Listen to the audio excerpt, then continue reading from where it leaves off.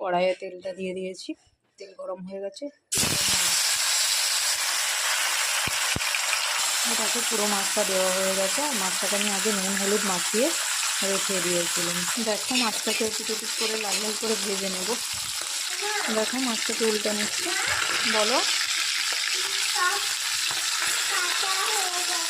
খুব ভাত। দেখো মাছটাকে খুব সুন্দর করে উল্টে নিয়েছি।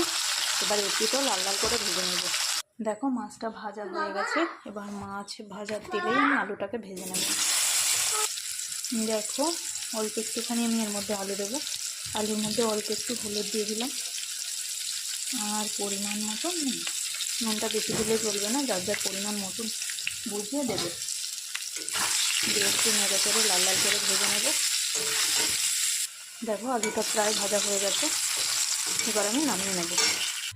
দেখো তেলটা প্রায় গরম হয়ে গেছে। আর একটু তেল অ্যাড করেছিলাম আমি। এবার দিয়ে দিলাম জিরে ফোড়নের মধ্যে এবার দিয়ে দেবো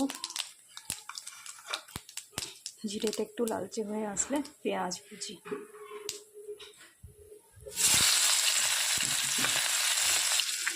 পেঁয়াজ কুচিটা একটু ভেজে নেব হালকা লাল লাল করে। দেখো একটু লাল লাল হয়ে এসছে। এবার দিয়ে দিচ্ছি টমেটো।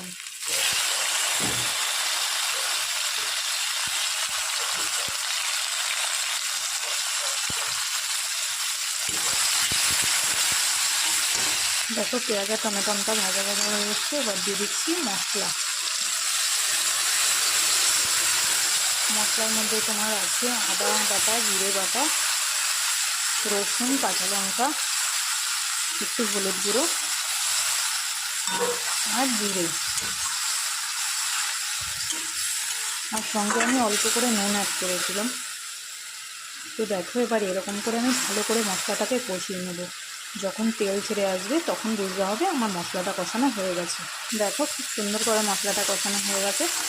এবার আমি দিয়ে দেবো এর মধ্যে আলুটা, ভেজে রাখা আলু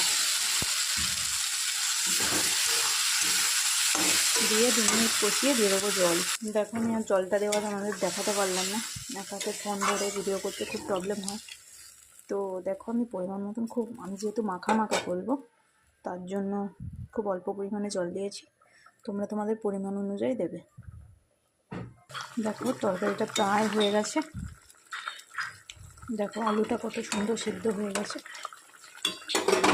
এবার আমি দিয়ে দেবো এর সঙ্গে মাছগুলো, ভেজে তুলে রেখেছিলাম মাছগুলো। ওটা আর কালারের জন্য অল্প একটু শুকনো লঙ্কা। দেখো অল্প একটু শুকনো লঙ্কা দিয়েছি, এটাও শুধু কালার।